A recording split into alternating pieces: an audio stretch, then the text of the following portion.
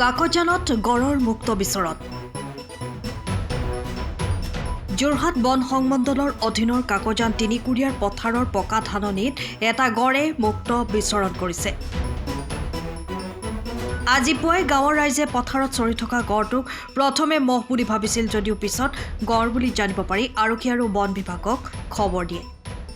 ইতিমধ্যে বন বিভাগৰ লোক গড় ওলোৱা স্থানলৈ ৰাওনা হয়। বিগত বছৰতো ব্ৰহ্মপুত্ৰৰ পাৰ্শ্বৱৰ্তী এলেকাৰ দ অঞ্চলত দুটাকৈ গড় ওলাইছিল। এইবাৰো ধান পকাৰ সময়ত এনেদৰে গড় ওলোৱাত ৰাইজ আতংকিত হৈ পৰিছে।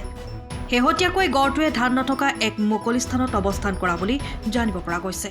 অচক আজি প্ৰায় পুৱা 9 মান বজাত এটা গড় আমাৰ তিনিকুৰা আৰু ঢেকীয়াখোৱা সংযোগী যোনখন পথাৰ আছে, মুকলি পথাৰ, তাত ধাননিৰ মাজত মুক্তভাৱে বিচৰণ কৰি থকা দেখা যায়। আৰু তাৰ পাছত সাধাৰণ ৰাইজৰ মনত আচলতে হোৱা দোৱা লাগে, কিয়নো এতিয়া ধান কটাৰ সময়ত দাৱনীসমূহ যিহেতু পথাৰলৈ গৈছিলে আৰু সেই সময়ত তেওঁলোকে প্ৰত্যক্ষ কৰে।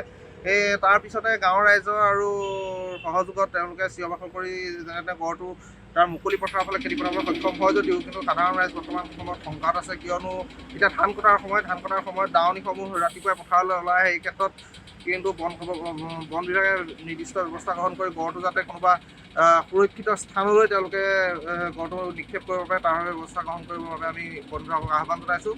অন্যথা আমাৰ জনসাধাৰণে পথাৰলৈ যাবলৈ কিন্তু শংকাবোধ কৰিছে।